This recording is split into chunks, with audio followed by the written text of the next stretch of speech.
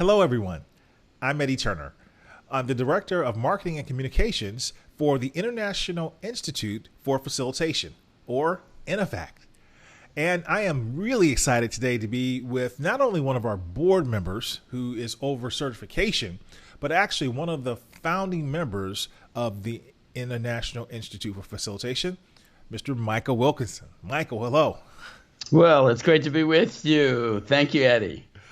Thanks for being with me today. And Michael, in your role as the Director of Certification, I would love for you to be able to explain to us why certification is so important, but not just in North America, but across the globe and what you've seen. Can you tell us about that? Be more than happy to. And in fact, if you think about it, facilitation is still today in its infancy. There is somewhere around 600 what we call certified professional facilitators, and 34 who have reached the highest mark, which we call the certified master facilitator. And so spreading that certification, spreading that mark of excellence throughout the world is part of what INIFAC is all about. So one purpose, and that is certifying at the mastery level. And so here in the US, in Hong Kong and Australia, Canada, and many countries throughout the globe, there are certified master facilitators.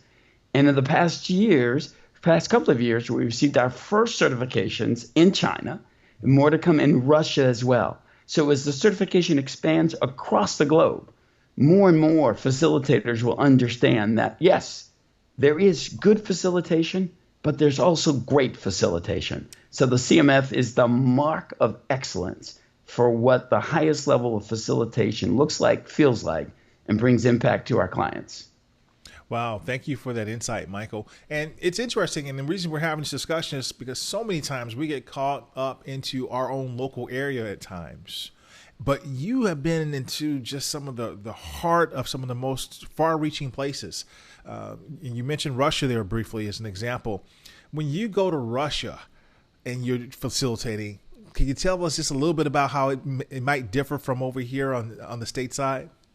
Well, what's interesting, and just was recently in Moscow and St. Petersburg this year, the Moscow experience was especially interesting. So it was presenting on facilitative leadership, but also facilitating a couple of discussions. And at the end of it, I had several people come up to me and say, wow, we understood facilitation and we know what it is, but now we see what it really looks like. And so I did inquire, did what we call funneling. Really, well, what did you see that was different? And their focus was on, well, typically you have facilitators who take people through good content and help them create good content. But it's rare to see a facilitator who also does that and also is able to engage people in a variety of ways. So they were very impressed with engagement strategies and ways to engage folks. So yes, facilitators across the world know that it's important for us to have ground rules. It's important for us to set the stage. It's important for us to get participants talking and deal with dysfunction. But they were also seeing that great facilitation involves so much more around how you engage people. How do you get people answering questions by the way you phrase them that gets a bonfire of responses? All the techniques that master facilitators know to use. So it was a good introduction. And seeing that from our friends in Moscow, being able to see the distinction was quite powerful.